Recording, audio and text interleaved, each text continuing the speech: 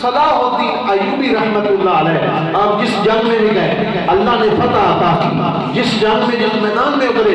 بیت المقدس کی جب آپ جنگ مسجد اقصی کے لیے جو ہے وہ جنگ لڑ رہے تھے، اس میں جو اللہ تعالیٰ نے آپ کو فتح عطا فرمائی تو کتابوں میں لکھا ہے کہ اس میں ایسے لوگ تھے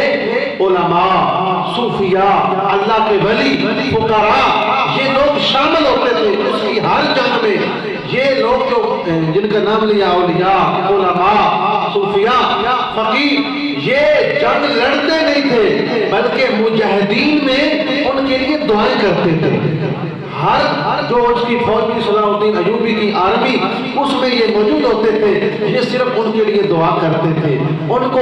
فوج یعنی جہاد کے حوالے سے آگاہ کرتے تھے، ان کے اخلاق سنوارتے تھے، ان کا حوصلہ افزائی کرتے تھے جنگ کے حوالے سے۔ تو یہ جو ان کی فتوحات کی پیچھے پس منظر ہے وہ یہ ہے کہ ان میں بڑے بڑے اولیاء، صوفیاء، علماء، ان لوگوں کی قدر کی جاتی تھی۔ آج تو علماء کی بھی قدر نہیں کی جا رہی۔ تو برادران اسلام،